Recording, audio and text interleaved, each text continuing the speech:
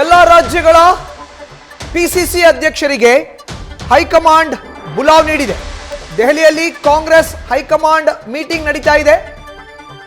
ಎಲ್ಲ ರಾಜ್ಯದ ಪ್ರದೇಶ್ ಕಾಂಗ್ರೆಸ್ ಕಮಿಟಿಯ ಅಧ್ಯಕ್ಷರಿಗೆ ಈ ಒಂದು ಸಭೆಗೆ ಆಹ್ವಾನವನ್ನು ಕೊಡಲಾಗಿದೆ. ಇವತ್ತು ಎಐಸಿಸಿ ಅಧ್ಯಕ್ಷರು ಕರೆದಿದ್ದಾರೆ, ಅದಕ್ಕೋಸ್ಕರ ಬಂದಿದ್ದೀನಿ, ಯಾವ ಅಜೆಂಡಾ ಅಂತ ನನಗೆ ಗೊತ್ತಿಲ್ಲ ಎಂಬ ಹೇಳಿಕೆಯನ್ನ ಕೆಪಿಸಿಸಿ ಅಧ್ಯಕ್ಷ ಡಿಕೆ ಶಿವಕುಮಾರ್ ಕೊಟ್ಟಿದ್ದಾರೆ. ಜಾತಿ ಜನಗಣತಿ ಬಗ್ಗೆ ನಾನು ಈಗ ಏನೂ ಹೇಳಲ್ಲ, ಏನು ಮಾರ್ಗದರ್ಶನ ಕೊಡ್ತಾರೋ ನೋಡೋಣ ಅನ್ನೋ ಒಂದು ಹೇಳಿಕೆಯನ್ನ ಡಿಕೆ ಶಿವಕುಮಾರ್ ಕೊಟ್ಟಿದ್ದಾರೆ.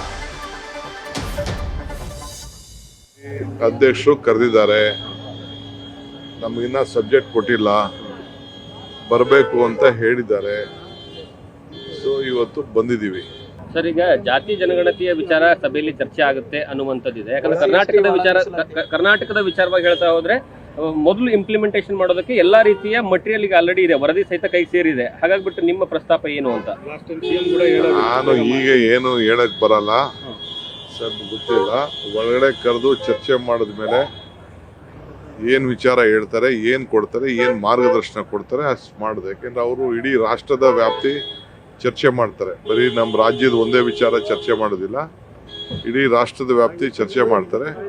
ರಾಷ್ಟ್ರಕ್ಕೆ ಅನುಗುಣವಾಗಿ ಆಮೇಲೆ ನಾವು ಎಲೆಕ್ಷನ್ ಮ್ಯಾನಿಫೆಸ್ಟೋಲ್ಲಿ ಕೆಲವು ವಿಚಾರಗಳನ್ನು ಹೇಳಿದ್ದೀವಿ. ಅದು ಎಲ್ಲ ಗಮನದಲ್ಲಿ ಇಟ್ಕೊಂಡು ನಮ್ಮ ಪಕ್ಷಕ್ಕೆ ಏನು ಒಳ್ಳೇದಾಗ್ತದೆ, ಜನತೆಗೆ ಏನು ಒಳ್ಳೇದಾಗ್ತದೆ ಆ ಪ್ರಕಾರ ನಾವು ಬದ್ಧರಾಗಿದ್ದೇವೆ.